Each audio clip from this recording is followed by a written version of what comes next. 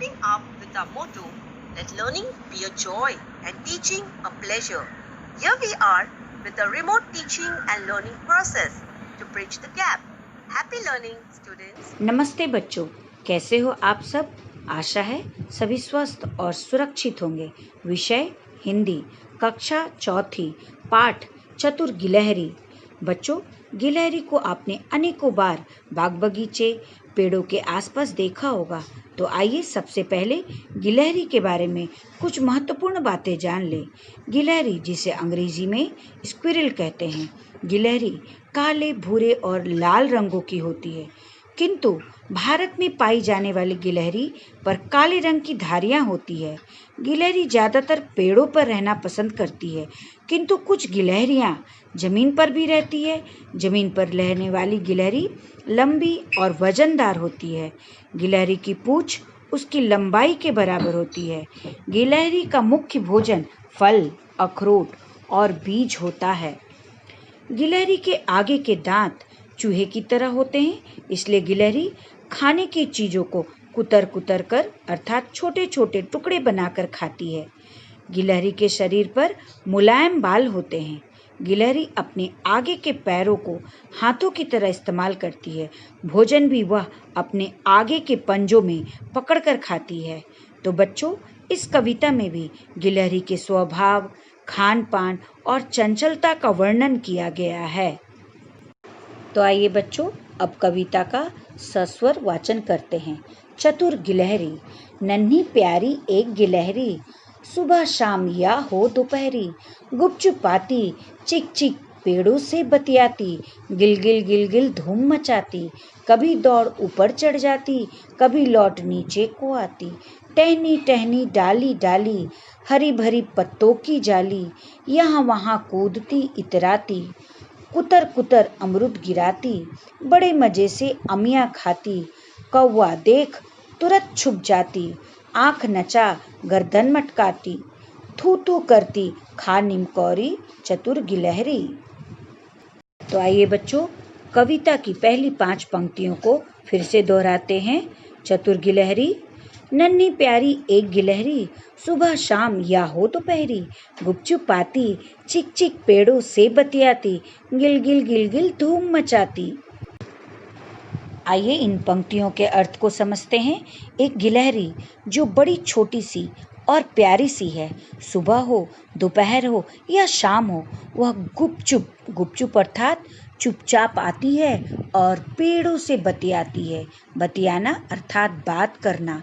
गिलहरी चुपचाप आकर गिलगिल करते हुए, गिलगिल गिलहरी की आवाज़ को कहते हैं, आकर पेड़ों से बतियाती है और इधर उधर खूब धूम मचाती है। आइए बच्चों, आगे की अन्य 5 पंक्तियों को पढ़ते हैं।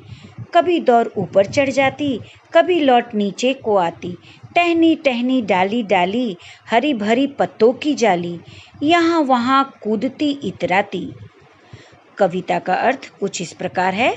नन्ही सी गिलहरी दौड़ते हुए कभी पेड़ के ऊपर चढ़ जाती है तो कभी पेड़ से नीचे आ जाती है, क्योंकि गिलहरी, जैसा कि आप जानते हैं, कि बहुत ही चंचल स्वभाव की होती है।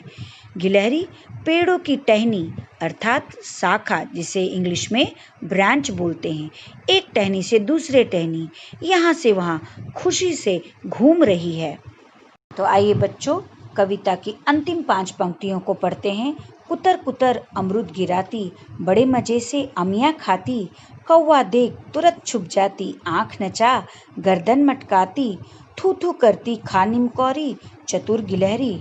कविता का अर्थ कुछ इस प्रकार है। गिलहरी अपने दांतों से कुतर कुतर अर्थात छोटे छोटे टुकड़े कर अमरुद खा रही है और खाते हुए वह अमरुद के कुछ टुकड़ों को जमीन पर भी गिरा रही है। किंतु अमिया अर्थात कच्चे आम, जिसे हम कैरी के नाम से भी जानते हैं, वह बड़े मजे से खा रही है।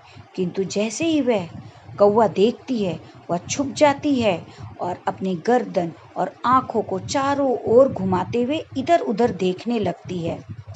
साथ ही साथ वह नीमकौरी अर्थात नीम का फल भी खा रही है, किंतु नीम का फल गिलहरी को बहुत कड़वा लगता है, जो उसे बिल्कुल भी पसंद नहीं है, और वह थू थू करते हुए नीमकौरी खाती है।